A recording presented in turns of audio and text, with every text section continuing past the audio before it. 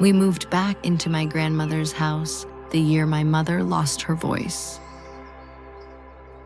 She didn't stop speaking. Not exactly.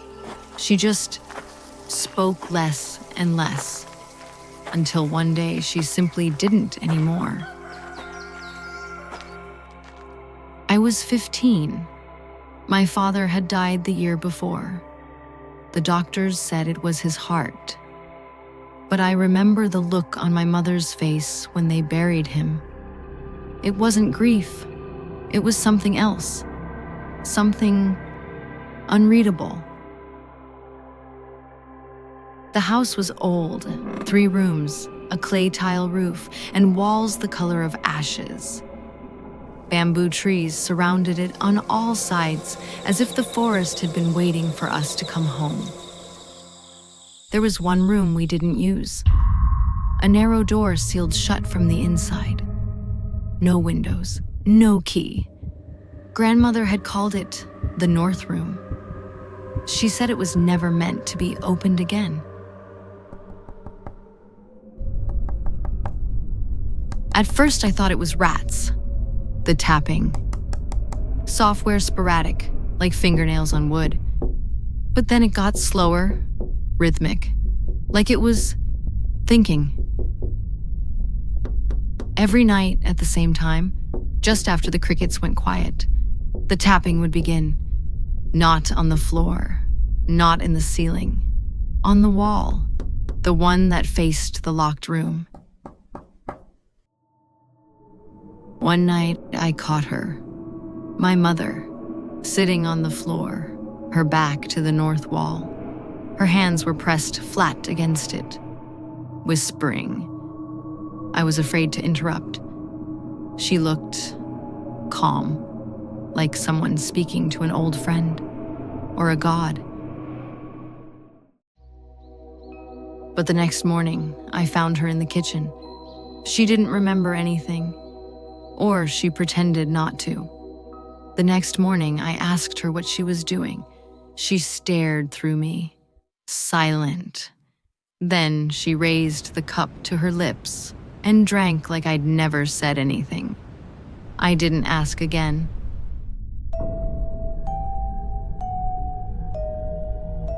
That night, I went back. I sat like my mother had, knees on the cold floor, back to the wall. I didn't mean to say anything. I just whispered, "Who are you?" Nothing answered. Not then, but just as I was about to leave. A voice whispered my name from inside the wall. I didn't scream, and I didn't move. I just stayed there. Every muscle frozen, heart pulsing so loud, I was sure it could hear me too. The voice wasn't loud. It wasn't clear. It said my name the way someone does when they haven't used it in a long, long time. I told myself it was nothing. Lack of sleep, the way old houses groan, maybe rats in the walls. I forced myself to step back, slowly, like the hallway would shatter if I moved too quickly and leave that corridor behind. But the cold didn't leave me. It clung to my spine, even as I climbed into bed. The next morning, I found my mother already in the kitchen. She was humming an old lullaby, stirring a pot of soup like nothing had changed. But I noticed the way she paused, as if listening to something I couldn't hear. She didn't say anything unusual, but I couldn't stop watching her. That evening, as we ate dinner in silence, she finally looked up and asked, "Do you still hear him in your dreams?" I didn't know how to answer. I hadn't dreamed of my father in years, but last night I had. I saw him standing just inside the edge of the bamboo grove, half-shadowed, soaked in moonlight, waiting. I said nothing. She nodded as if I'd spoken, "He never liked this season," she said. "Too quiet. The house remembers that." Later that night, I noticed it again. The smallest things. The way her feet would pause mid-step. How her hand hovered near the wall, longer than necessary, fingers twitching like she was reaching for someone she couldn't quite touch. She never said who she was listening for, but I started listening too. The quiet hours, between 2 and 4 a.m., were never truly quiet. The walls shifted, not creaked. Shifted, like breathing beneath the skin. And beneath that, sometimes, the softest tapping. Never rhythmic, never random. Like someone trying to write in Morse code, but forgetting how halfway through. So I placed a recorder on the floor near the sealed wall. I didn't expect anything. I just needed something, some traces, some proof of whatever this was. I hit a record, walked away, locked my door. When I played it back the next morning, the house came alive in my headphones. At first, silence. Then, soft footsteps. Slow, measured, and then breathing. Too deep and too close. Like someone was crouching beside the microphone, exhaling into the darkness. That evening, I found her in the back room, standing on the floor, eyes closed, one hand resting gently on the wooden wall in front of her, like she was feeling for a pulse. I watched from the stairwell, too afraid to interrupt. Her lips were moving, barely, whispering something soft and rhythmic. She noticed me eventually. Her head turned slightly, and she smiled. "You used to talk in your sleep," she said. "Do you remember?" I shook my head. "You called for your father," she continued, "but he never came. He was still learning how to return." That night, I wrapped myself in every blanket I had, but I couldn't get warm. The air in the house had thickened. The walls seemed to press in just slightly, like they were listening to my breathing. I closed my eyes, but I could still hear it. Soft, broken, far away and close all at once. A voice that remembered me. A voice that had traveled a long, long way to find me. My mother never visited my father's grave. She still lit incense every month. She folded paper offerings by hand, and she whispered his name like a prayer. She just stood at the altar in our home, closed her eyes, and spoke to someone only she could see. I used to think it was grief. Now I'm not so sure. It started when I found the letter, tucked beneath old funeral cloth hidden inside a drawer she hadn't opened in years. They didn't find him whole, only some of him. The rest, they say, must have been taken by the trees. It wasn't addressed. The ink was faint, but I recognized her handwriting. That night, I heard her humming.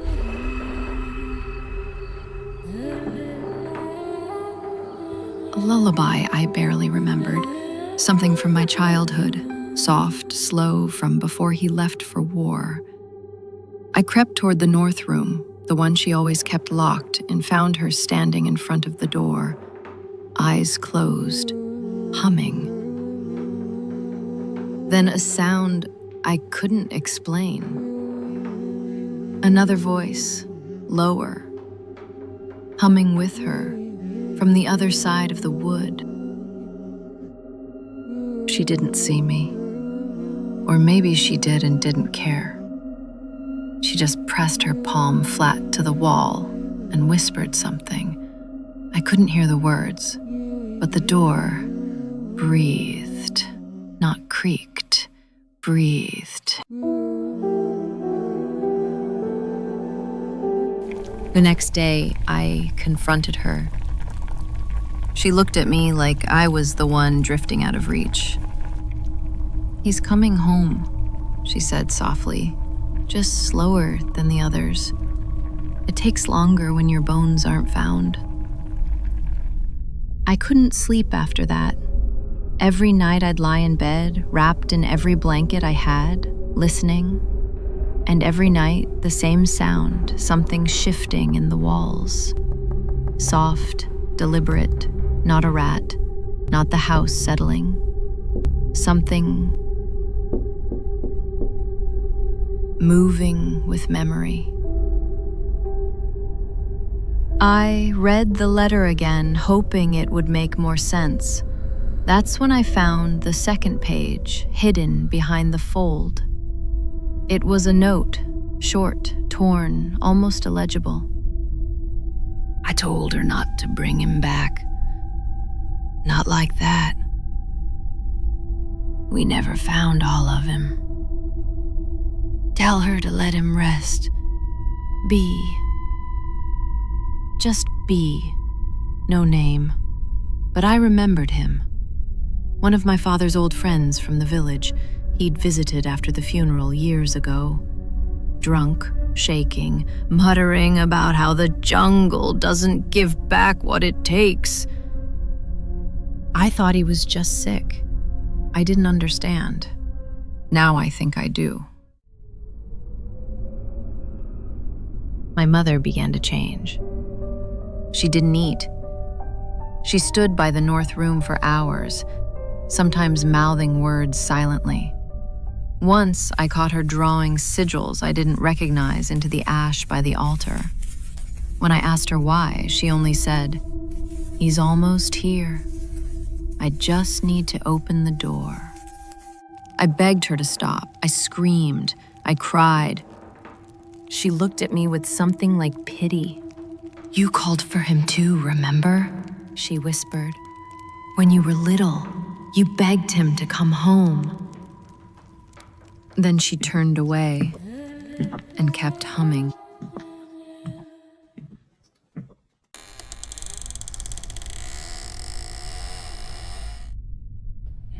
That night, I heard a creak coming from the north room. I didn't move. I didn't breathe. Then, two voices. Not one, two. One low and broken. The other, hers. Speaking to each other in a language I couldn't understand.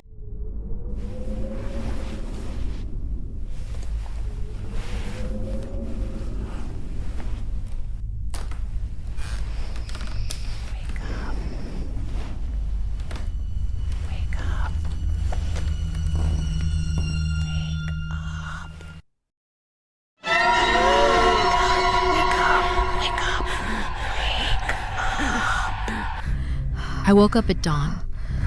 The house was quiet, but I know something is not right. I stepped outside, toward the bamboo grove behind the house, the one we were never allowed to enter growing up. That's where I found her. Kneeling in the wet grass, facing the trees, eyes open, mouth slightly parted. Her lips were blue. Her body was warm, but her eyes weren't. It was like something had just left her. I was frozen, staring, as the wind pushed gently through the bamboo. The stalks didn't rustle.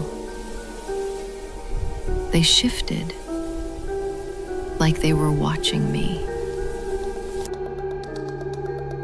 I ran back inside. The house was still silent, almost expectant. Then, from the north room, the door creaked again. The door eased open by itself. And from within, I heard a voice. No longer just breath or hum. It spoke, words I recognized. Two voices now, calling my name.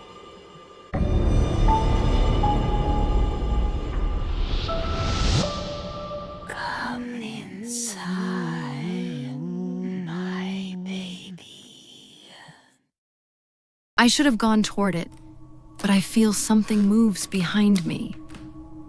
I turned, and she was there, my mother, standing in the kitchen, just standing, wearing the same clothes she had died in, the hem still damp, dirt on her knees. She was humming. She looked at me and said, "You didn't make the rice. I thought you always made the rice on Sundays." Wait, I thought she was dead? She walked past me, brushed my shoulder. Her fingers were warm, but something is not right. She moved to the altar and refolded one of the offerings, then paused, tilted her head. "You left me outside," she said again. I didn't answer, and then I remembered the door. I turned quickly and saw it, closed, completely, like it had never opened, like I was dreaming. She didn't sleep, not once. I stayed up the first night just to watch. Sometimes she just stood still. Once I found her at the altar whispering, but her lips weren't moving in time with the words. The next morning, I brewed her tea, bitter ginseng, the one she hated. I set it on the table and watched her face. She picked it up, held it to her lips, paused, then smiled.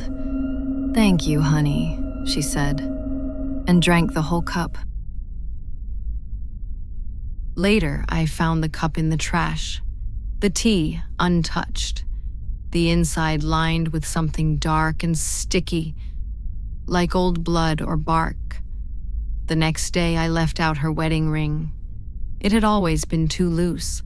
She only wore it for photos. That night, I saw it on her hand, but her finger didn't fit anymore. The skin around it bulged slightly, discolored, like the bone underneath wasn't the same. One night, I left a photo album on the table, the one with the funeral pictures. She flipped through it, smiled at some, paused at one. A photo of my father's altar. She stared at it for too long, then turned the page, but it was upside down. That night, I heard her humming again. Same lullaby. Only this time, the second voice wasn't coming from the north room anymore. It was coming from her. It wasn't that something had come out of the room. Something had gone in. Something had found her and crawled back out inside her skin. But if my mother was still in there, somewhere, then I decided to go where she had gone, back to the door. I waited until she left the house. She walked out barefoot, into the grove, didn't say a word, didn't look back. That's when I opened the door, the one she had always kept locked. Inside was not a room, not anymore. The space was wrong, too long, too tall. At first it showed me my childhood, but their faces were wrong, too smooth. Their eyes never blinked, and their mouths moved without sound, or worse, out of sync. The walls began to bleed, not blood. Ink, black, runny ink, dripping from memory. Then I saw her, my real mother. She was in the corner, curled, whispering, her lips cracked, her eyes wide. She looked up at me. "Don't trust the light." Before I could reach her, something grabbed my ankle, a hand from beneath the floorboards. It was my father. I crawled back, ran, but the hallways bent the wrong way. At one point, I saw myself in the mirror, but it looked older and did not follow my movements. It was staring at me with fixed eyes. Then it disappeared. Then I saw something. Not a face, not a body, just shape. a mass of mouths speaking in unison. I ran. The exit was gone, but I had the ash from my mother's last offering. So I formed a circle, lit it, said their names, one after the other. The spirit shrieked, the mirrors shattered, the room trembled, and then I didn't look back. I couldn't. The door slammed shut behind me, like something exhaling its last. My mother was sitting in the main room, cross-legged, pale, calm. She looked tired, but she looked like herself. She spoke one last time. "You stopped it, didn't you?" I didn't answer. I just nodded and I had my knee down. Her face was calm, but her eyes, they weren't hers anymore. And for one breathless second, something inside her blinked wrong. Then it passed. She was still, as if nothing had happened. I bathed her, dressed her, tied the red string around her wrist. I kept her in the house as we were taught to do. Days must pass. The spirit must settle. I whispered all the things I should have said when she was still whole, and I slept until something woke me. It's not a noise, but was a scent, a smoke. I opened my eyes. The incense was lit, but I hadn't lit it. The offering plate was full.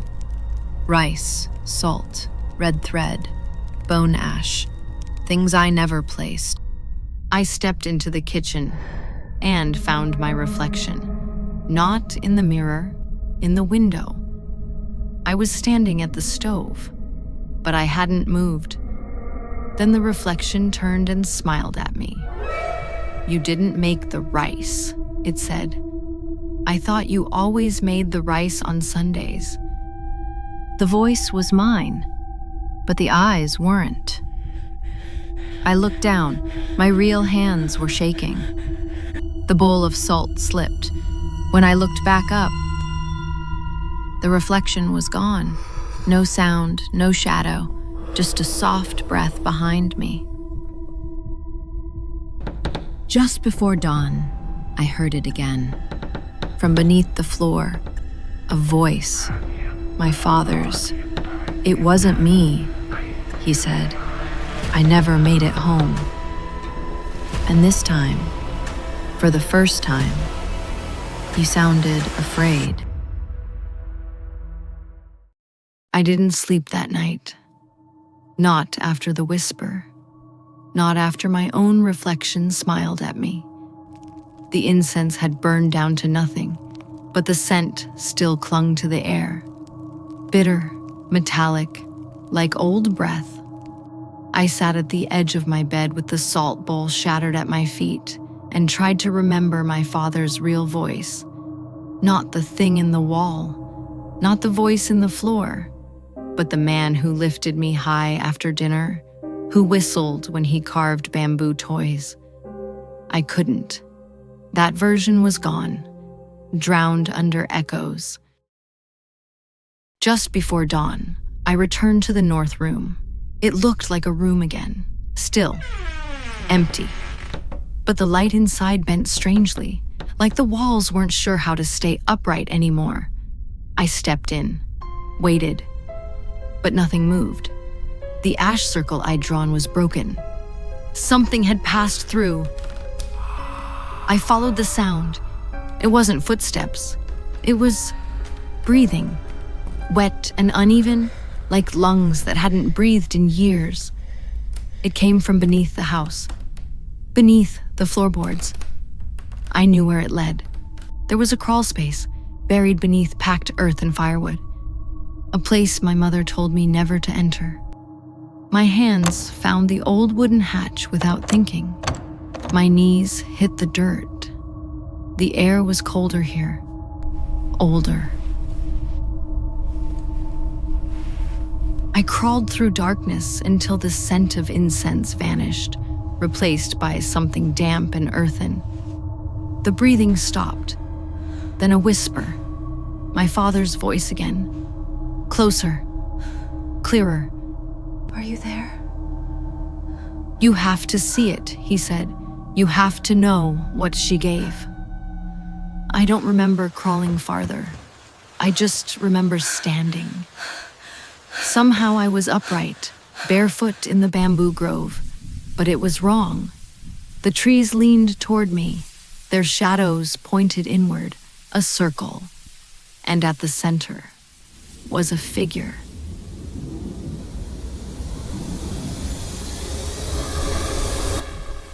His face lifted slowly. It was my father. His eyes were wrong, but his mouth trembled. I reached for him. He flinched and said, "They're coming! You need to hide now!" Suddenly the wind shifted. The bamboo groaned in one single breath, and behind every stalk, shadows began to emerge. Arms, faces, half-formed people mouthing old prayers, whispering names I had forgotten. I turned to run, but the trees were closer. Breathing. My father's voice behind me. Don't open another door. Don't call for anything else. I found the house again, though I don't know how. The hatch was closed, the north room empty. My mother's body was still in the living room. It's cold now, but peaceful. I dressed her for the final rites, washed her hair, spoke the names, folded the paper birds and set them afloat in the basin. And when I lit the last stick of incense, I saw it. Her silhouette, standing in the doorway. I whispered, I'm sorry. And she slowly turned and walked toward the door. Not the north room, the front. And as it creaked open, I saw the morning light outside. She stepped through. I followed slowly with uncertainties in my head. My shadow stretched long behind me. I stepped out onto the dirt path. The air felt new and lighter. The bamboo grove was completely still. It's all silence except some wind and dust. But as I reached the gate, I heard a small sound, like wood settling. A breath. Then, a second set of footsteps behind me. I didn't turn. Not this time. Not anymore.